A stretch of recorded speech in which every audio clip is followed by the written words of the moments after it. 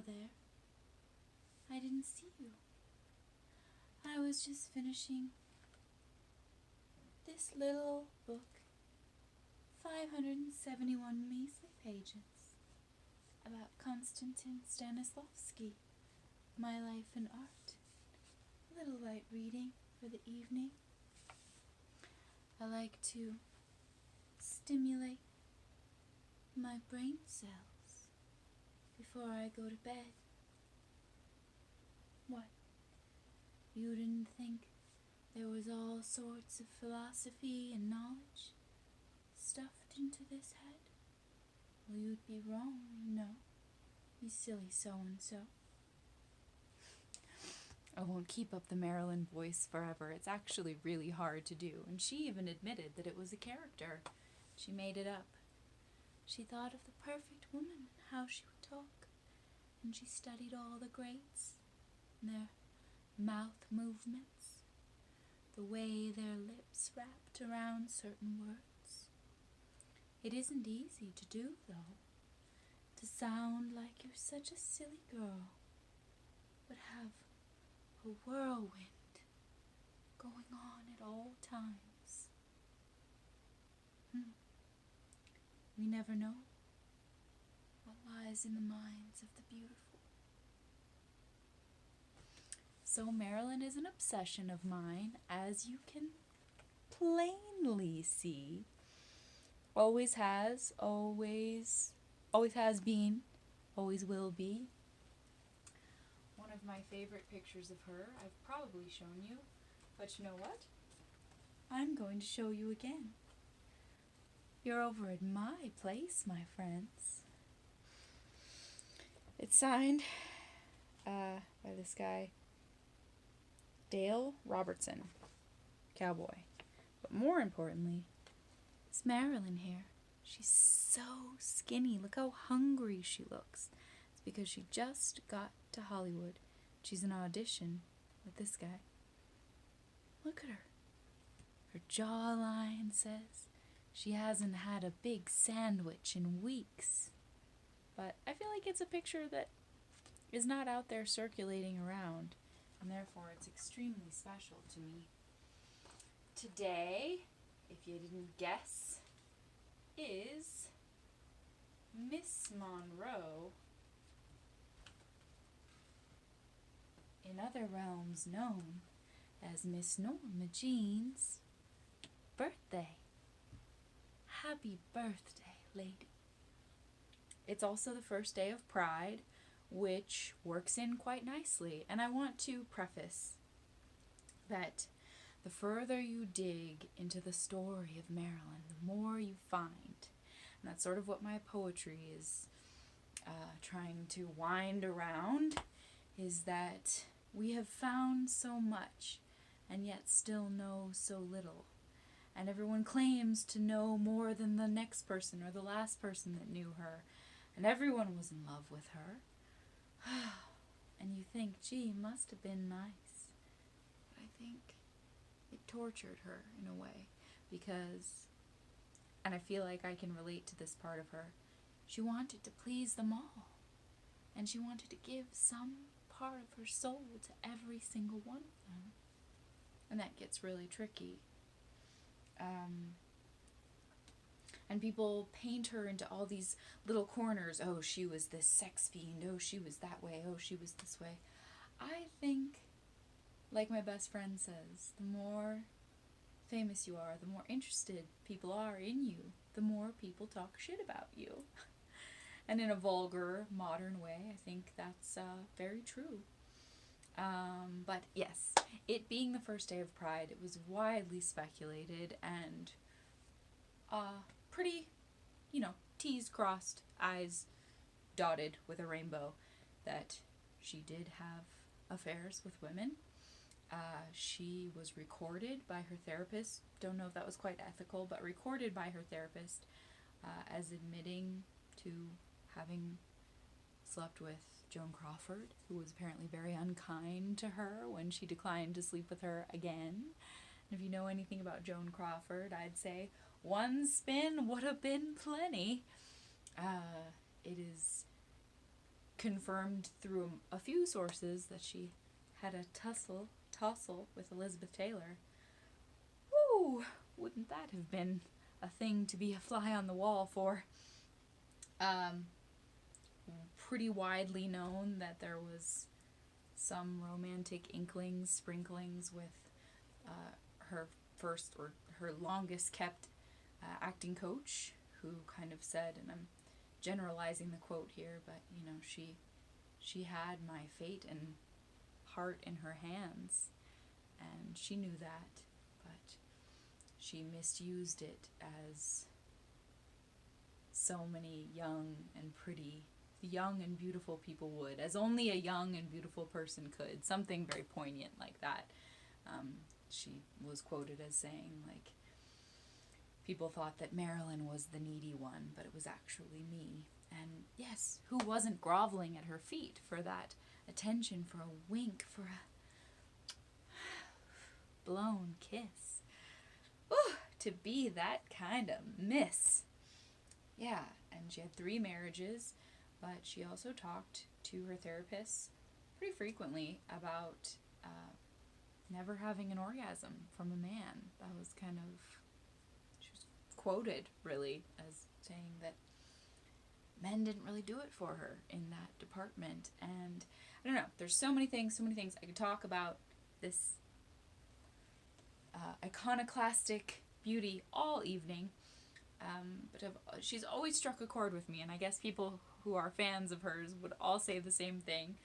I've obviously dressed up as her on many occasions. I've shown you this before, but hey, I'll show you again. It's my party, right? That's me as her in the famous gold dress, and I could have gone for something more glam, but my favorite Marilyn shots are where she's just being those secret selves that she didn't show to us.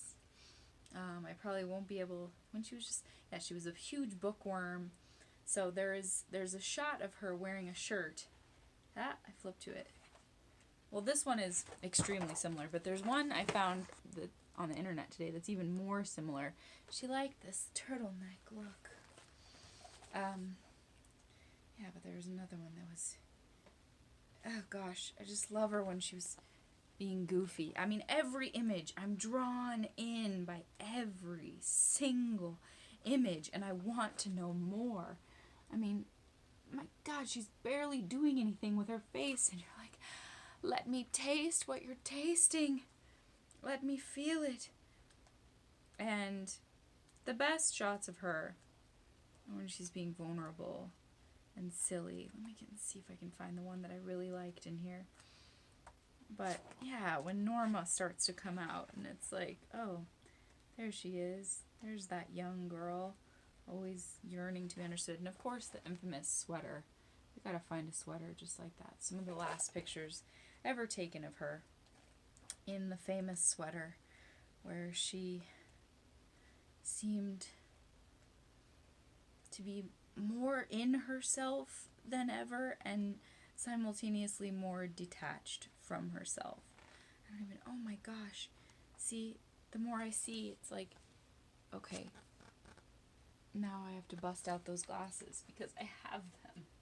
It's just, you know, obviously it's affected more aspects of my life than I even know how to say, really. Gosh, I can't find the one I was looking for, of course, because I'm looking for it. But that just, oh, you're barely just taking a breath, and it's, whew, we're all just verklempt. And this is one of my favorites, gotten from, and I've shown it before, there it is again, antique store in Reno, and I don't know, she's not Marilyn yet. She hasn't been claimed and given the heavy reins of fame. Ooh, first ones I opened. When does that ever happen? My goodness. Could she ever pull off a pair of glasses? Oh, she sure could. But yeah, there was a picture I found today where she's wearing exactly this shirt. I brought out my Marilyn doll, and it's not the most flattering portrayal of her, I would say. But it works, you know, for a doll, it works. So I've kind of torn apart my room here to make way for Miss Monroe, known by so many names. But yeah, I was really drawn to Audrey Hepburn as well, very much so. I've said in previous videos, one of my most stellar, most grateful for dream roles was to play Susie in Wait Until Dark. And that was the first movie that I ever saw where I said, well, that's what I'm going to do. Like, that's right there. That's what I'm doing. And that was my sort of catapult moment. But it's interesting because I never knew until just today, as I said, once you go to that Marilyn rabbit hole, you just get on a roll, and I could go on all night just with what I found today, and I've been researching her my whole life. But I never knew that she, and this is so weird. She's not gonna mind if I show this. This is iconic shit. But a friend of mine and I, she was Audrey Hepburn, and I was Marilyn. We went through this photo booth at this party probably about 6 times. But, you know, they get paired together a lot.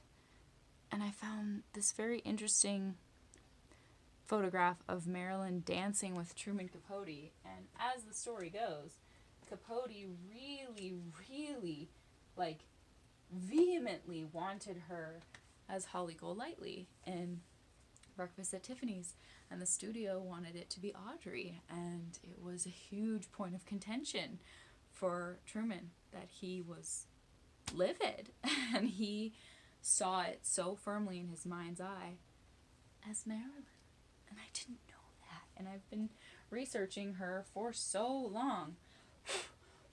Gosh, it's like everything I have just needs a good dusting, and it's hard to do. But I've tried to show you this from the ground, and it never worked. So I think it's going to work now. Yep. Looks trippy in this format. But this is my great, I think it looks totally different when you're like on the ground looking at it. But this is my holographic Marilyn that I like to let her follow me around the room, if you catch my drift. But yeah, she just, her upswing was so swift, and her downfall seemingly just as quick. And it's very sad, and it's interesting to imagine what sort of life she would have carved out had she not been drained, and had she refrained from certain things. Yeah, anyway, we all know there's a lot of theories surrounding her life, a lot of theories surrounding her death. Everyone has something to add to the mystery and the intrigue. And I thought about not wearing shoes because it wasn't necessary, but I feel like she is a character and a persona which you need a little heel for, or else you can't really feel it. You don't know it in the pit of you unless you lift yourself up a bit and perk certain parts of yourself too. These, I've talked about my mother finding a dumpster full of the business. When she had her business, the business that had just gone out of business, put all of their stuff in a dumpster. And when we moved in, all of the stuff was still there. And there's Dick Tracy mugs and crazy beautiful things. And this was in there containing the message. Oh no, that's right. That's right. Okay, this just came back to me. She was there in the dumpster, just this, in her glory. And I used this for a junior high costume dress up of Wizard of Oz. Courage, Cowardly Lion, which just like, makes me need to show you that because it's tied in. So don't go anywhere, I insist. Just look at this beauty in front of you. Tight quarters, I'm telling you. Hold on now. Don't get impatient. Oh, no. I can't.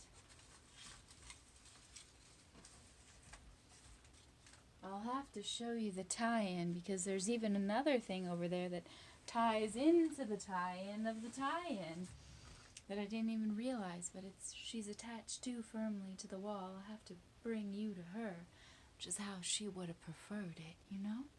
Don't you think? Wink, wink. It's just such a... She was all these things. She had all of these selves inside of her, and she was smarter than anyone gave her credit for, because the whole thing, the whole Marilyn Monroe, was just her studying and knowing what people wanted and what men wanted and what women wanted to be but were too afraid to see inside themselves. And she was just so far ahead of all the curves. And all the curves, if you catch my drift there, which I think you do. Yeah, I just, I've showed this one many times as well, but I just can't go without showing it again. There's just, you're invited in, but you're scared to get too close, but you need to get closer. And you feel like you're best friends already, but will she accept you? And she's thinking, will you accept her? And it's just this pure, wondrous magic that is so rarely seen or understood. And dang, she had it in spades. She just had it in spades. If I had all day, I really was listening. There's not very many interviews with her, like very few at all. And I was listening to all of them and trying to do the voice. She often barely moved her upper lip. That's sort of part of it. And she had a bit of an accent at times. She would draw out words. That was all studying. It was like this country bumpkin who listened to Katharine Hepburn and listened to the greats and watched Jean Harlow, one of her idols, and watched all of these women that she wanted to be and made a composite of them that people believed was her. It's wild. It's so beautiful. It's just, it captivates me, obviously, still to this day. So I think back to the sexy part, because she certainly wore that little bauble on her sleeve, that part of her heart, the sexy part. I think that if the same conversations were happening today, back then, when she was alive and thriving, I think she would have probably identified maybe even as pansexual. She was absolutely bisexual. And I got off track because there's so many tracks. It's just an endless array of tracks with her. But I connect to her in so many ways. I did a very glam, sparkle dress thing for my senior picture, and my quote was a Marilyn quote. And I might botch it, but it's okay. It was basically, of all the girls sitting alone, dreaming of being famous. No, of all the girls sitting alone, looking out, dreaming of being a star, I'm dreaming the hardest. Love that. And it's still true for me, and it's sad because it's really hard. It's way hard. Even harder than, Marilyn didn't have to contend with no TikTok, let me just say that. But she would have crushed them all anyway, regardless. But I just connected to her in so many ways. She had severe endometriosis, which maybe you know, maybe you don't. Maybe this is the first time. If you know, you know. So that had to be part of her struggle to have enjoyable intercourse as it is understood in the heteronormative way. She talks about giving Joan Crawford like a rollicking orgasm or a like roaring orgasm, which you can totally picture. Yeah, there's little whisperings about all sorts of women that she made advances to quite courageously. And there's so much speculation about her. I read this interesting article about, like, if she slept with all the people, if she got in between the sheets with all the individuals who claimed to get in between the sheets with her, she would have never had time to make any of those movies. And I believe that. I believe she was one of those characters, those figures that people saw her bold and vivacious and naked and out there, and they wanted to claim that they'd had that, lay some stake to that, like put a flag in that. And I think a lot of it is false. Oh, that's the thing I didn't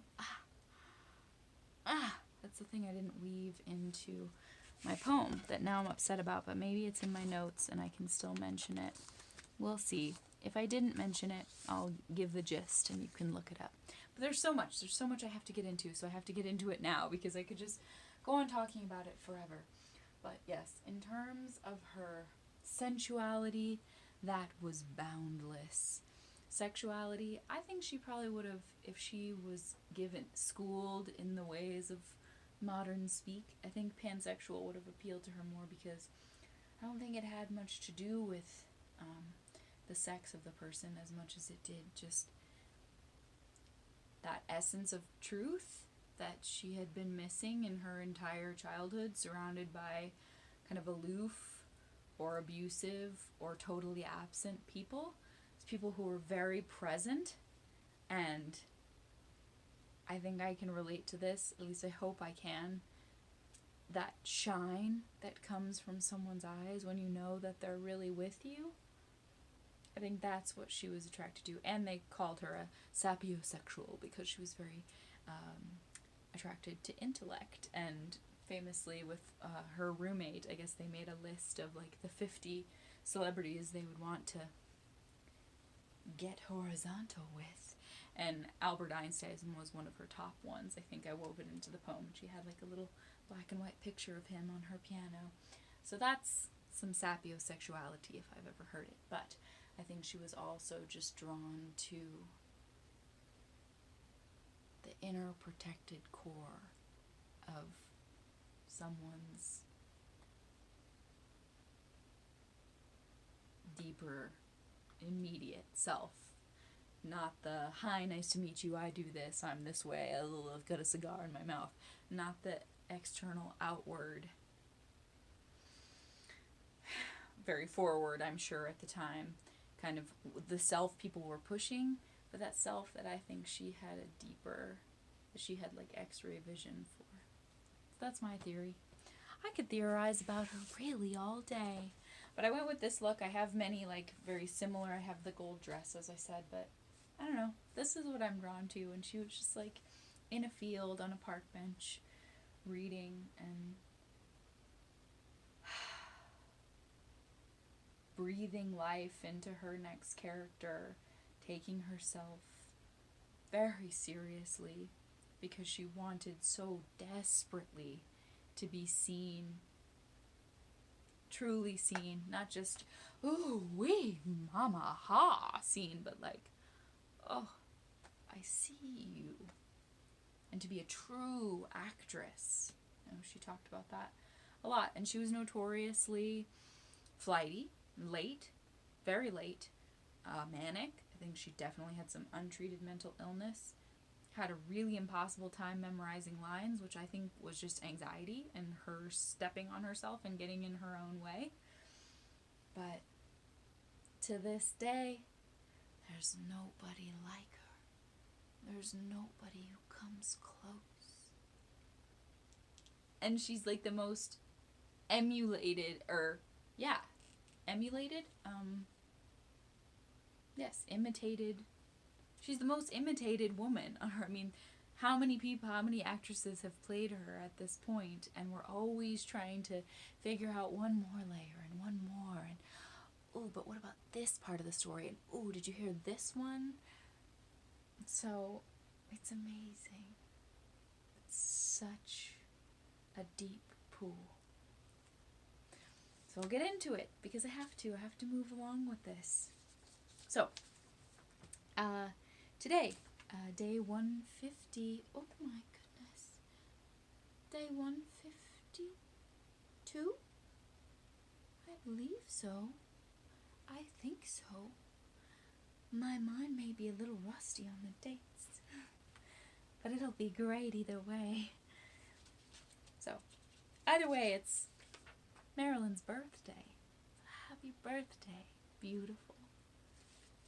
I called this one A Beauty Beyond Any Scope. The Many Hopes of the Artichoke Queen. Happy birthday, Norma Jean.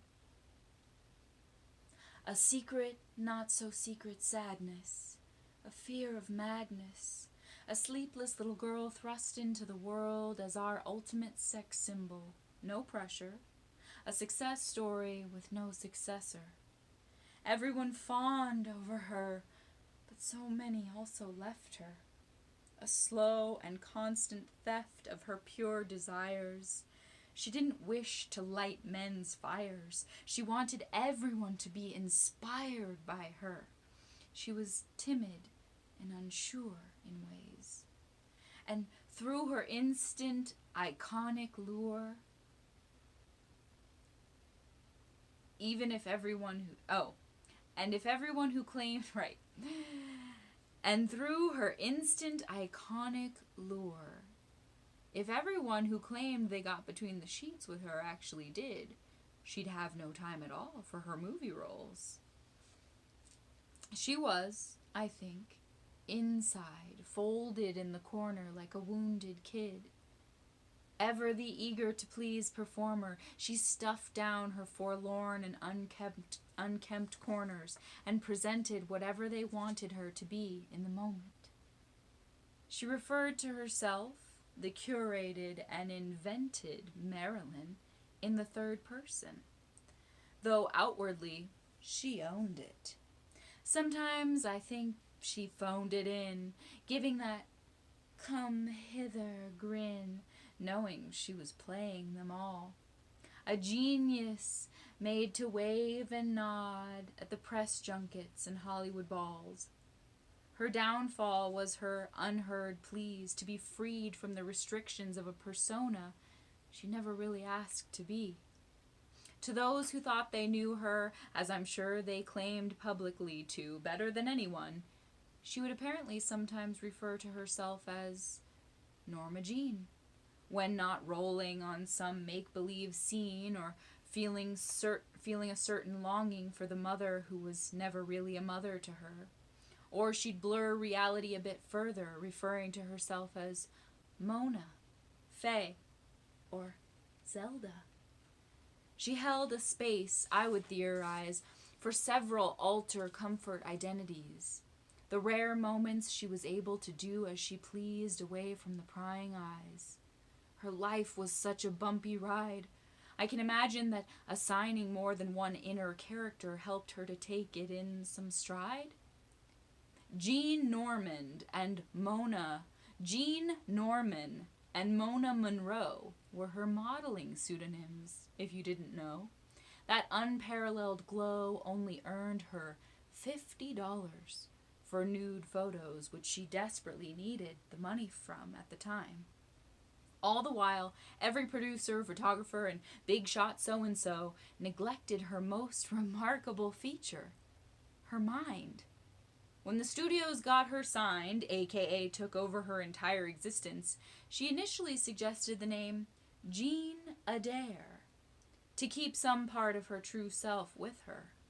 But they much preferred Marilyn Monroe, which would honor her mother's maiden name at least.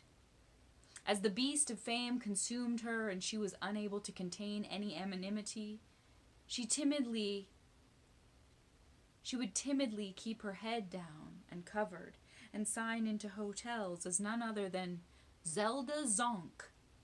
But I'm sure when Zelda attempted to go across the street to the bar, the cars would still honk and honk.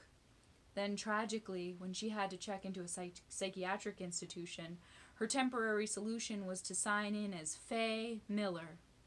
As we now know, everything that initially thrilled never actually fulfilled her, and slowly caused her inner demons to stir. She was always sure that the knights in protective armor who came along would honor her, and the day would be saved. But sadly, each one in his own way was revealed to be more of a knave.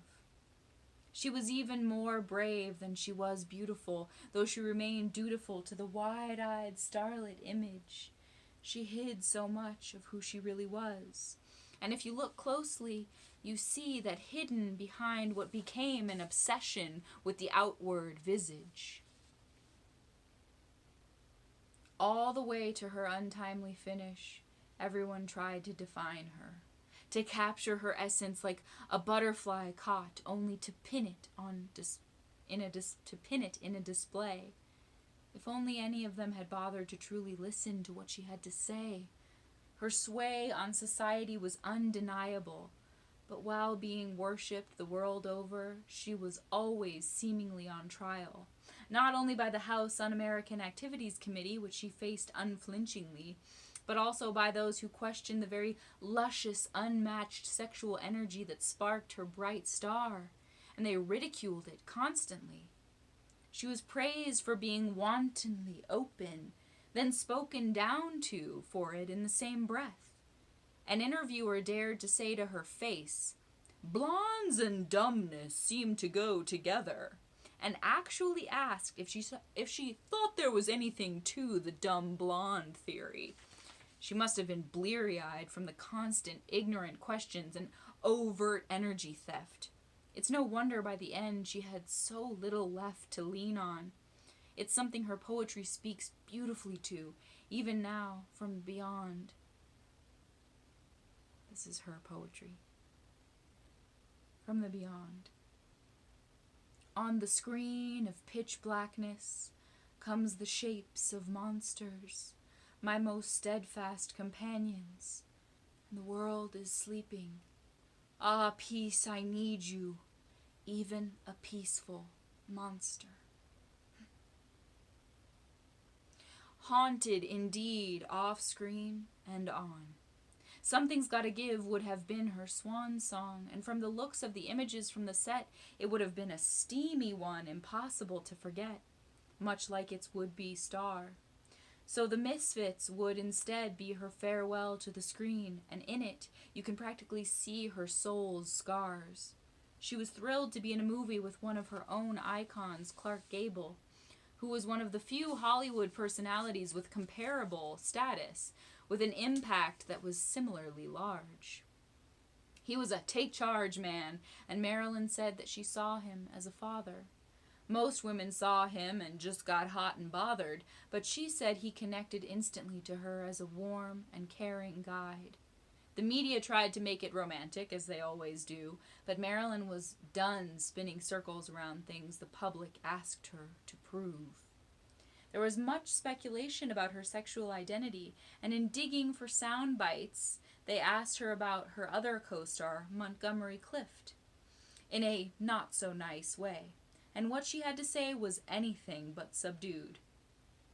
People who aren't fit to open the door for him sneer at his homosexuality. What do they know about it? Labels. People love putting labels on each other. Then they feel safe. People tried to make me into a lesbian. I laughed. No sex is wrong if there's love in it.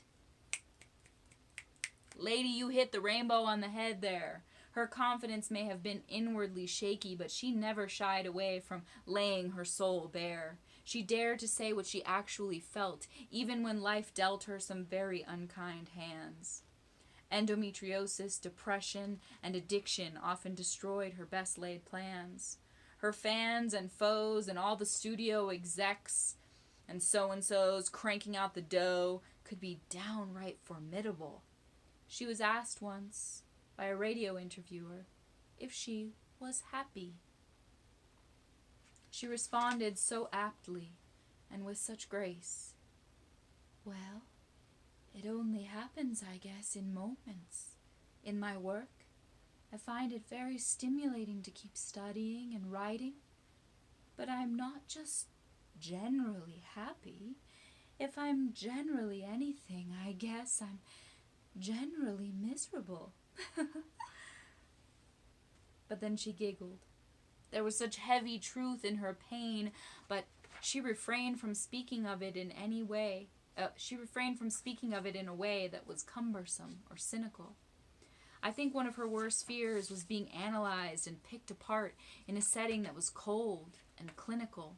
And sadly, she would face those dark judgments several times. As she said, humans are such fans of labels, and that also applies to the human mind. I think happiness was to her like the perfect book that she would one day magically find. When asked who had told her to read R.M. Rilke's Letter to a Young Poet, assuming, of course, that she couldn't choose it on her own, she replied with such sincerity, "Well, you see, in my whole life I haven't read hardly anything at all. I don't know where to begin. So what I do is, every now and then I go into Pickwick, and I just look around. I open to a paragraph, I leaf through some books, and when I read something that interests me... So last night I bought this one. Is that wrong?"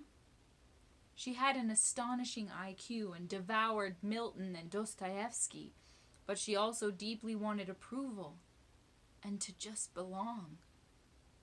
Her longing to be truly, irreplaceably needed was so deep-seated, you can spot it in every photo, if you're really looking. And if you gaze even closer, you can see the light begin to leave her at a slow leak. The pressures and thoughtless words so many would speak to her began to deplete the rare shimmer that masked her despair. All's fair in love and whatever Hollywood has in store. At a high-end London manor, before filming yet another flirty blonde role in The Prince and the Showgirl, she scribbled on the stationery of the upscale Parkside house with an achingly direct message. She lamented, "For life," underlined. "It is rather a determination not to be overwhelmed. For work," underlined. "The truth can only be recalled, never invented." She circumvented all types of challenges and horrendous strife, but the darkness, it seemed, was always nipping at the heels of her seemingly appealing, glamorous life. She became a wife 3 times over, but did any of those suitors really fully know her?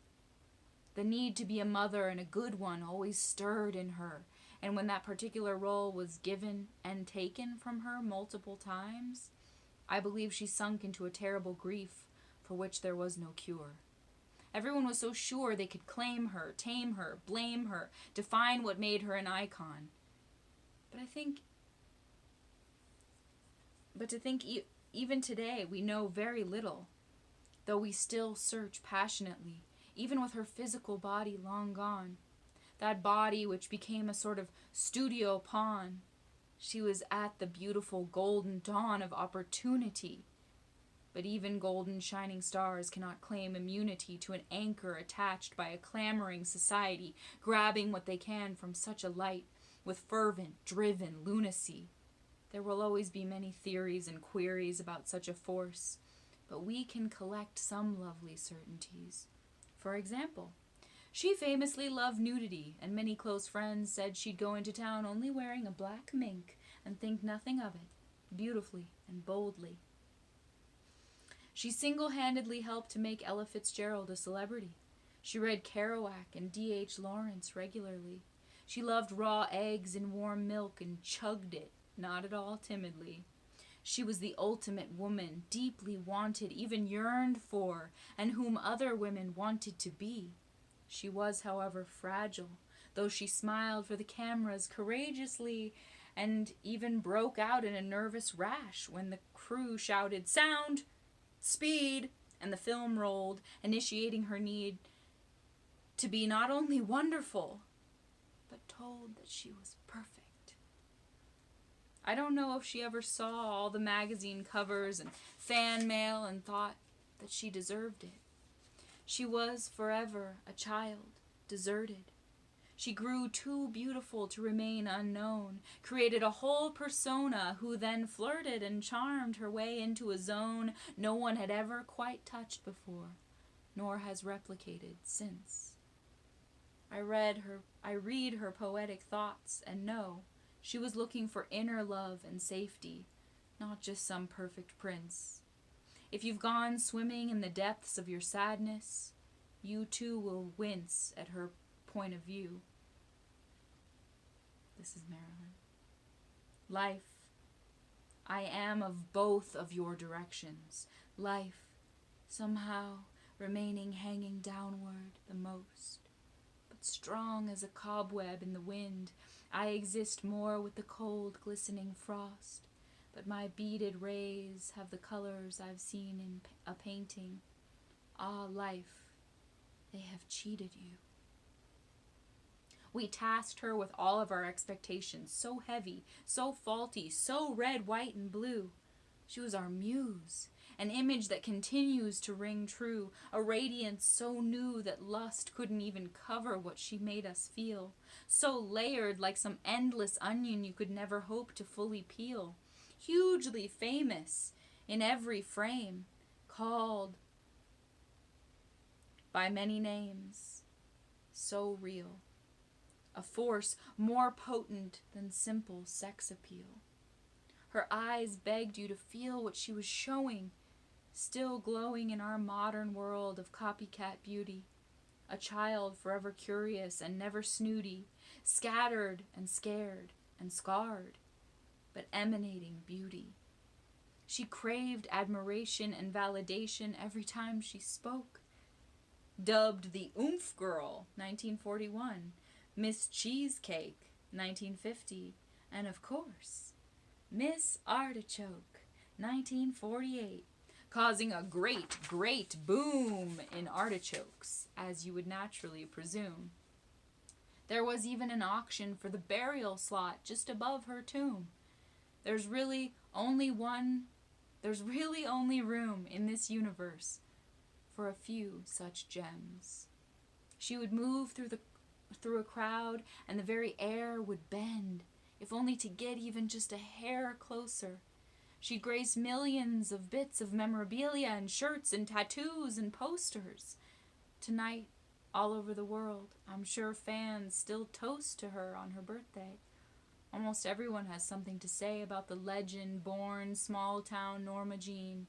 In the most serious and honoring way, though I know she is more a mystery to me than I wish she was, I view her as guiding me in every scene I'm lucky enough to be in, a personal coach and a true queen of poetry, earthly passion, fashion, soul exposure, and of course, the scream. That's for you, Norma Jean. So, I did so much research, I had to read just a little bit more, give you just a bit more. I found, and I'll give my sources at the end, but I found a bunch of her unpublished poetry. My mom found it and sent it to me. And it was so good. Her published poetry is so good, but this unpublished stuff was insane. So from various journals and things, this really stood out to me. She said, I'm finding that sincerity and trying to be as simple or direct as possible, as I'd like, is often taken for sheer stupidity. But since it is not a sincere world, it's very probable that being sincere is stupid. One probably is stupid to be sincere since it's in this world, and no other world that we know for sure we exist. Meaning that since reality exists, it must be dealt. It should be met and dealt with, since there is reality to deal with. I just feel that. I feel those thoughts just bouncing and pouncing on whatever tiny scrap of meaning you can find and then losing it. Wow. I talked about her breaking out in a rash. It was a man she worked with on bus stop named Don Murray. Said, I think it was a lack of confidence. For somebody who the camera loved so, she was still terrified of going before it, and broke out in a rash all over her body. Oof. Can feel that too.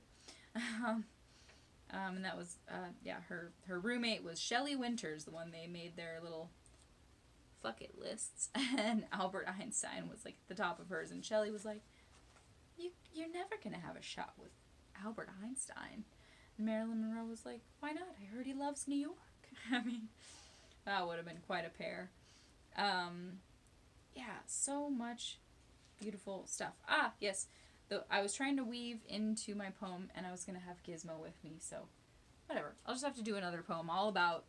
Someone wrote a book from the perspective of this dog, too. Frank Sinatra, and there's been a lot of speculation about her relationship with Frank Sinatra. I think it was just friendship, though he did, it was rumored, have some la la la twiddle time with Elizabeth Taylor as well. So who knows what went down. Wouldn't it be juicy to know? But we can't really know.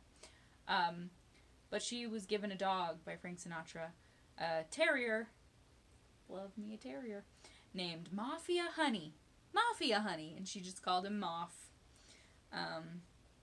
Crazy stories, which I already knew this one about Joe DiMaggio getting physical and mad and screaming on the set of The 7-Year Itch when she was doing her, ooh, right here behind me, because she was showing too much skin, and how dare he? I mean, come on, that was her in, and she was a nudist. Leave the woman alone. But he really did love her. I mean, gosh, he really did love her. More on that in here, too. Oh, yeah. Someone named Sydney Skolsky was planning for many years to make a biopic about Jean Harlow, and Marilyn was going to play her, and that was, like, one of her, like... one of the women she really aspired to be like in Hollywood. And so who knows how much of this is true. I found it in several articles, so it seems to check out. But apparently, when Jean Harlow died quite early, too soon, her fiance, William Powell, had flowers delivered to her grave every week for years. And Marilyn found that so enchanting that she asked Joe DiMaggio on their wedding day, if anything ever happens to me, do the same. And he did, I guess, for like 20 years. He sent flowers to her grave. And that was the crazy thing about, I don't know the full story, but they said that the spot above her, and it's at the Hollywood Forever Cemetery, I've touched her placard. I've prayed at it. But the slot above her was auctioned off. And I guess some guy spent like millions, or at least $1 million to buy it, and wanted to be put face down, so he could be face down over her, which is like a little extra and creepy. And then his wife blocked it at the last minute and auctioned off the plot again, and I'm not sure who ended up getting it, but I know Hugh Hefner is near her, and she was one of the first bodies to race Playboy. Whatever you make of him, I could go on about that. Less favorable thoughts about that whole realm. Not that I don't love nudity, because I do, but anyway, whole other set of thoughts. But some of my sources for my info today were books I have in my room. Like this one is by Diana Karanikas Harvey. Marilyn, A Life in Pictures. Great book. An article by Maria Popova from brainpickings.org. Yes, that's brain pickings. An article by Stacy Conrad. It's a hard one. Conrad DT. Dat. Conrad from mentalfloss.com. And then an interview that I listened to, one of her rare interviews on the radio, the same one where the guy was like, what do you make of the dumb blonde thing? You think there's anything to that? Dumbass. She said in that same interview, well, I'd like to be more sociable than I am. Sometimes the work requires that I'm more quiet and to myself. But if I'm doing a musical number, say, I try to be more outgoing. I think there's two things in human beings that I think they're in myself, that they want to be alone, but they want to be together. But I think I also have a gay side, but I have a sad side. But I think there's something in people that they need solitude sometimes. That kind of nailed her personality, yeah. And the same guy asked her, after you got what you want, did you want it? That was such a like hard-hitting question. After you got what you want, did you want it? She said, I didn't realize about acting, but I appreciated what I saw. I'd go to the movies as a little girl. Anything that would move on the screen, I adored. I realized more and more responsibility, and it is a responsibility. I want to be a good actress. And he's asking her about the dumb blonde thing and criticizing her, and she's so brilliant. She's like, I don't think it matters about your hair color or your size. She says, it doesn't matter what the person, what they look like. I mean, my time is to come. Gravity catches up with all of us. She always did that giggle. I used to have more of a when I had been less criticized in my life. I had a much squeakier, freer laugh like she had. So that interview was with Dave Garroway on NBC Radio. And then my other sources were from Dave, an article by Dave Ray on thevintagenews.com. So, dive on into whatever you can find about our Marilyn, our Norma, all of her nicknames were so fabulous. Mona, Faye, or Zelda, whatever you want to call her, however you held her. I adore her, really I do. And she's one of those, some people say when a celebrity dies and you cry, they say, we didn't know them. How can you be so upset? You didn't know them. And they get very offended when you're hurt by that loss. And it's like, for me, some of them I do. You don't have to believe me or agree with it, but she died before I was even alive, and I feel like she met me, came to me, helped me. So she's a part of my story.